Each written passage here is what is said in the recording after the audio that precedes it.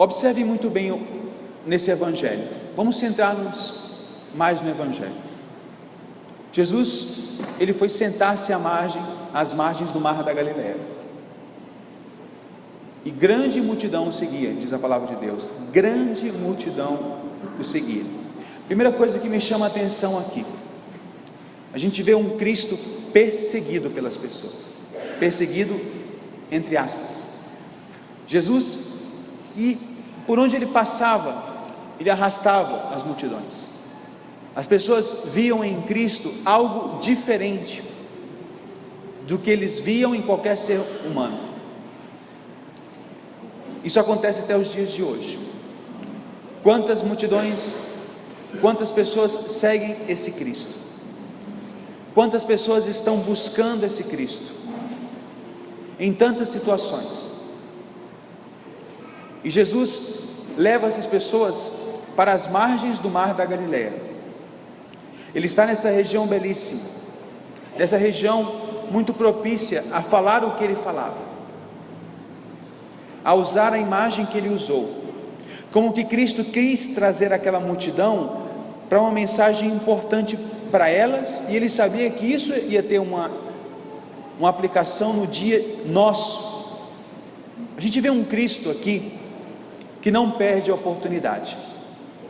Nós que trabalhamos na evangelização, pessoas que estão aqui mais engajadas na evangelização, tem que escutar essa parábola e entender uma coisa: Cristo não perdia a oportunidade de pregar.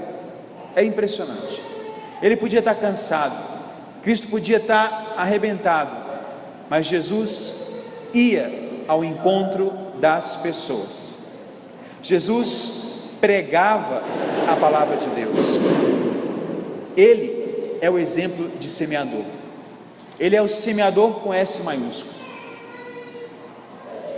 Quando nós damos testemunho, sem dúvida as pessoas nos buscam também. As pessoas começam a identificar em nós essa luz. As pessoas começam a ser libertas dessa escravidão, começam a receber a escravidão, a libertação, do seu corpo e da sua alma, o que São Paulo falava aos romanos. As pessoas, quando olhem para nós e comecem a buscar Cristo em nós, é porque elas estão encontrando algo que está mudando no coração delas. E nós sempre devemos aproveitar as ocasiões para pregar também, sempre, queridos irmãos e irmãs, sempre. E pregação começa diretamente com testemunho. Não existe férias na pregação, não existe ficar de férias para dar testemunho de Cristo. Não existe férias no amor, como não existe férias com os pais, com seus filhos. Os pais, no momento que eles têm os seus filhos, eles assumem um compromisso diante de Deus, de estar trabalhando pelos seus filhos, até o último dia da vida deles. Da mesma maneira, não existe férias para nós, que recebemos o dom de Jesus. E Jesus aqui fala de 4 casuísticas das sementes lançadas no mundo, na pregação da palavra de Deus. Os pássaros comem, o sol seca as sementes, os espinhos sufocam as sementes, ou dão frutos, produzem frutos. São as 4 atitudes que nós devemos ter na nossa vida cotidiana em relação a Cristo. 4 atitudes que nós devemos ter ao escutar a palavra de Deus. E uma pergunta: quando você deve escutar a palavra de Deus? Somente segunda, quarta e sexta? Quando que você está chamado a escutar a palavra de Deus? Só nos dias de domingo e nos dias santos de guarda? Nós estamos chamados a escutar a palavra de Deus sempre, todos os dias, desde que nós vamos dormir até quando a gente vai dormir. Porque eu tenho, inclusive no atendimento das pessoas, é interessante, bonito, ver como Deus fala, inclusive quando a gente está dormindo. Tantas pessoas recebem recados de Deus, em sonhos, recados, alertas, consolos, como a palavra de Deus, ela produz fruto até quando a gente está dormindo. A palavra de Deus já fala disso, que enquanto nós dormimos, a gente pede para o Senhor atuar naquele sono, e a palavra de Deus atua durante todo o dia, e não tem feriado para a palavra de Deus. E nós podemos ter 4 atitudes: ou os pássaros vão comer essas sementes, ou o sol vai secar, ou os espinhos vão sufocar, ou nós vamos dar frutos. O que Jesus quer? Ele quer alertar, mas é uma mensagem muito positiva, meu querido irmão, minha querida irmã. Cristo diretamente nos pergunta hoje a cada um de nós: que semente eu quero ser? Qual dessa semente você quer ser? Você quer ser essa semente que é comida pelos pássaros? Você quer ser essa semente que é secada pelo sol? Você quer ser essa semente que é sufocada pelos espinhos? Ou você quer ser essa semente que produz frutos? Novamente vem essa reflexão do domingo passado: não venhamos reclamar com Deus se nós somos tristes, se a gente vive na tristeza. Não venham reclamar com Deus se nós não estamos atentos a viver a palavra dele. Ele quer que cada um de nós seja feliz, mas Ele quer que a gente produza fruto. Esse texto desta parábola é autoexplicativo, gente. Por isso vocês têm que levar para casa, e vocês têm que fazer hoje o que Jesus nos pede: um profundo exame de consciência. É a tarefa de casa dessa semana, e perguntar-nos constantemente: como eu estou escutando a palavra de Deus? E como eu estou vivendo a palavra de Deus? Uma pauta interessante para esse exame de consciência, sobre o escutar a palavra de Deus, eu lhes deixo 3 pautas. Primeiro, se nós estamos escutando superficialmente a palavra de Deus. Por exemplo, como que vocês escutaram essas leituras de hoje? De maneira superficial? Nós vivemos numa geração superficial, todos nós sabemos disso, e cada vez mais a gente vai notando nos jovens uma superficialidade de vida, e essa superficialidade vai atingir diretamente o escutar essa palavra. Segundo ponto de reflexão: nós acolhemos a palavra de Deus, mas temos constância? Depois de a gente escutar essa palavra, refletir, a gente tem constância no atuar? Ou a gente diz: a palavra de Deus fica lá em casa e eu vou para o meu trabalho, a palavra de Deus fica lá em casa, mas eu vou para a minha festa? Eu tenho constância? Eu busco viver a palavra de Deus hoje, amanhã e depois? Terceiro ponto de reflexão nesse exame de consciência é: eu acolho a palavra de Deus, mas eu sou tomado pelas preocupações e seduções do mundo? Você se deixa levar pelas seduções do mundo? Na prática, nós precisamos, é um convite para todos hoje, escutar profunda e perseverantemente a palavra de Deus. Irmãos e irmãs, nós temos que ler a palavra de Deus todos os dias. Nós temos que ler a Bíblia todos os dias. A Bíblia não pode estar esquecida na nossa casa.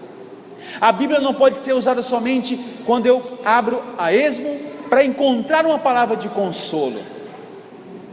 Eu tenho que buscar ler a Bíblia todos os dias, trazer essa palavra para o meu cotidiano, escutar profundamente essa palavra de Deus. Deixa eu lhes fazer uma pergunta: quem de vocês já leu a Bíblia completa aqui na sua vida? Levanta o braço, por favor. para nós é uma chamada de atenção de Jesus. O livro mais vendido do mundo, mas o mais empoeirado por muitos, porque muitos compram só para enfeitar. E a gente clama e cura e libertação, e nós temos na palavra de Deus uma fonte gigantesca de cura e libertação, porque diz o profeta Isaías: assim como a chuva e a neve descem do céu e para lá não voltam mais sem irrigar e fecundar a terra, assim é a palavra que sai da minha boca.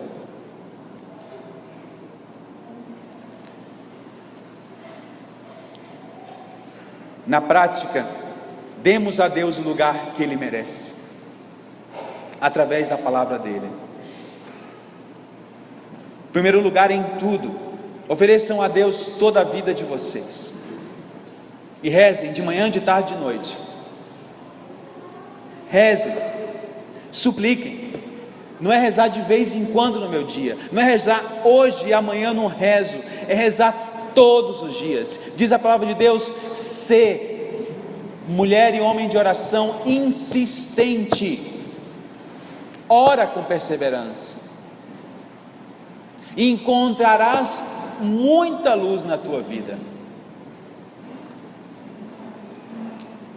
E quem vive essa palavra de Deus, quem se transforma nessa quarta semente que Jesus fala, que Jesus nos convida a ser, sabe o que acontece?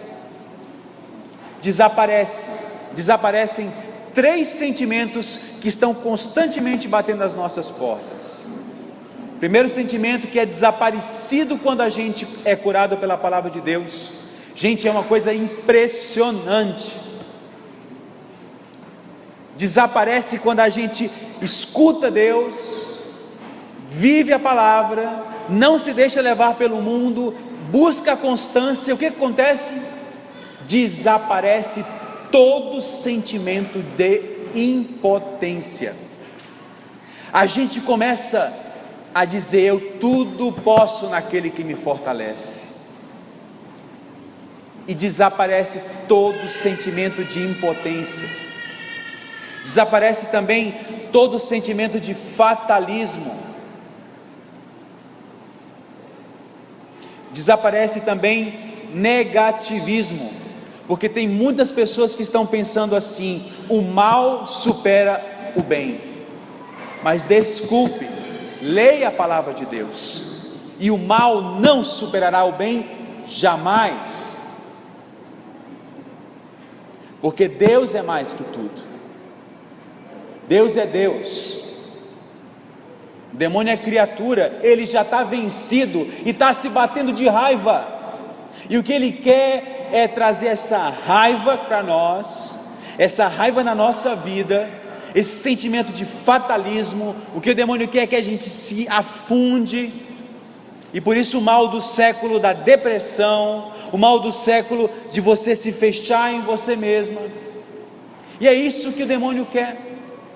Mas por quê? Porque as pessoas estão pegando a palavra de Deus, desculpe fazer isso, e fazendo isso, ó,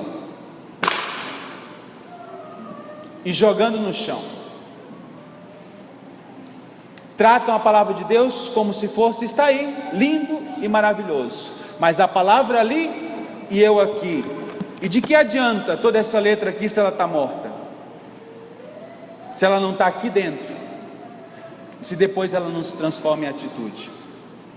Que católico nós vamos ser? Que católicos?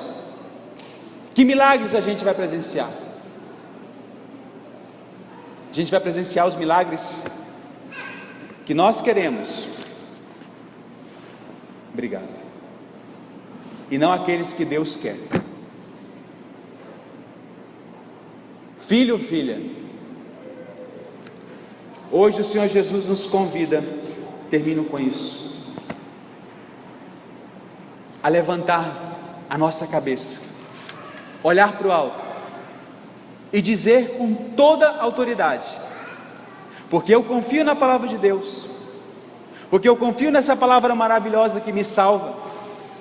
Eu olho lá para cima contemplo os montes e digo: de lá vem o meu auxílio.